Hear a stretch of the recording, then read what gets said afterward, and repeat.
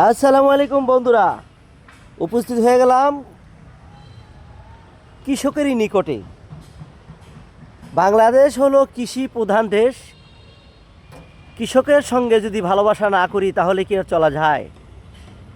আর এই মাটি থেকেই কলম আল্লাহ সুবহানাহু ওয়া তাআলা আমাদেরকে সৃষ্টি করেছেন। ভাই কেমন আছেন? আসসালামু আলাইকুম। দাদা ভাই, এখানে কি জৈব সার ব্যবহার করেছেন? যে শুধু জৈব সার দিয়ে আমরা কাজ করি, মাশাল্লাহ মাশাল্লাহ, কোনো অন্য সার ব্যবহার করি না। মানে একবারে অর্গানিক্স জৈব সার সে ব্যবহার করতেছে, ফলনও ভালো হবে। রসুন খেতে যে রসুন বুনেছিলাম সেটাও দেখিয়ে দিই আপনার প্রিয় বন্ধুরা। এই যে রসুন বুনেছিলাম দেখেছিলেন, রসুনের লাইভ ছেড়েছিলাম, এখন রসুন নিচে বড় হয়ে গেছে মোটামুটি। এই রসুনও খাওয়া যাবে কয়দিন পরে। প্রিয় বন্ধুরা, মূলা দেখেন, এক একটা মূলা কত মোটা মোটা দেখুন।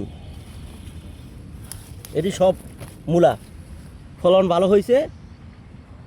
মূলা শাকও খাইতেছি।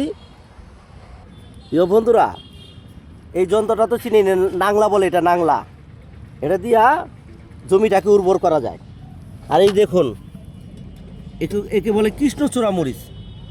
এগুলো অনেক ঝাল, এগুলো আরও হয়েছে এখান দিয়া, এই আরও ফুল ছাড়ছে হইতেছে। সব এই আমার বুজুর্গান ভাই, সে অর্গানিক মাল, মানে জৈব সার ব্যবহার করে এগুলা সবজিগুলা ফলন করিয়া থাকে, তাই না দোস্ত? এই যে পুদিনা পাতা দেখা যায় আবার, হ্যাঁ, সব পদের সবজি আছে এখানে।